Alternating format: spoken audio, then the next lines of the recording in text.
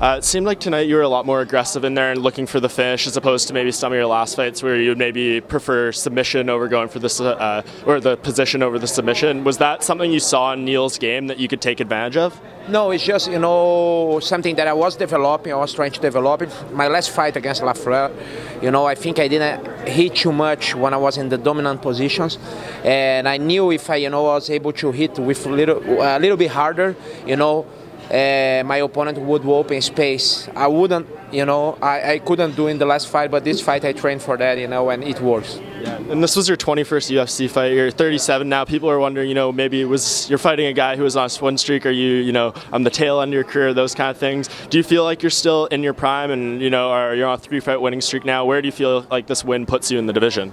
I hope, number 6, I hope, it drops like a couple positions. And, I feel in my prime. That's something that, is very strange, because a lot of people in this age, they start to, slow down. But for me, I feel every fight I feel better. I was talking to my coaches, this fight, I never been so ready for a fight, like my conditioning, my techniques, was, the best, the best that I ever had. How important was it for you to come here and finish a fight? Since 2012, you didn't finish a fight. How important was it for you? Yeah, it's always when you submit the fight or knockout, it always put you in the different spot. The people see you with different eyes. I know I can submit the fights, and I know the guys are prepared for that. I need to change a little, stuff in my game like I did for this fight, and I know I'll be able to submit again. Sergio Moraes was the last man to beat Magny in Rio and submit him. Did you watch that fight? Did you see any openings in that fight to take advantage today? Yeah, I watched all of his fights, but I knew he was tough. He resists a lot. I saw some guys attacking his neck and he wasn't, tapping. So I knew it was going to be hard, and he was defending well. But I'm able right now. I've been training a lot of wrestling the last 5 years, and I'm pretty much. I feel like I can take down anyone in the division.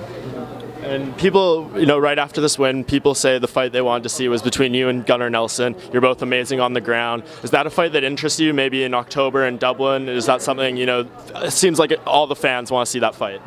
I just fought. I just want to come back, see my family, see my kids. And, next week we're going to start to think about who is next. I don't know who is next. I will talk to my manager, Eduardo.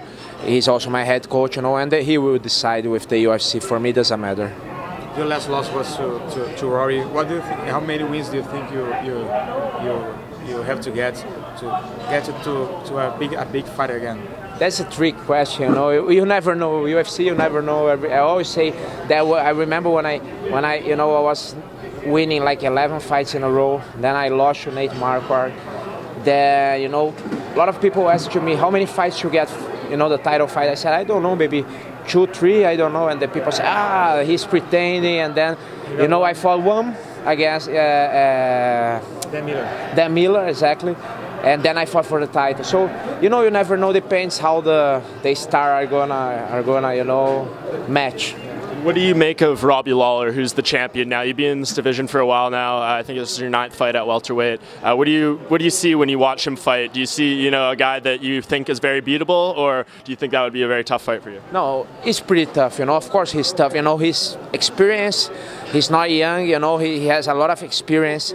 What he did to Rory. Rory, is great. I fought him. I know he's great, and he was going. He was winning the fight, and Robbie was able to pull the win in the last round. So he's a guy with big heart. He's a guy hard to take down, heavy hands. He deserves to be a champion. I think. I wish I can fight him one day. For the title. And this was your 7th submission win in your UFC career, the 4th most in history. There's only 3 guys with more submissions. Do you think by the time your career with the UFC is over, you can have the most submission wins in UFC history? That's a good goal to chase. Yeah, I didn't know that, so now that's one of my goals. Do you think Robbie Lawler is the champion? Do you think Jiu-Jitsu may be the best way to take his title? In my case, the only way, because I'm not going to exchange punches with him, his hands.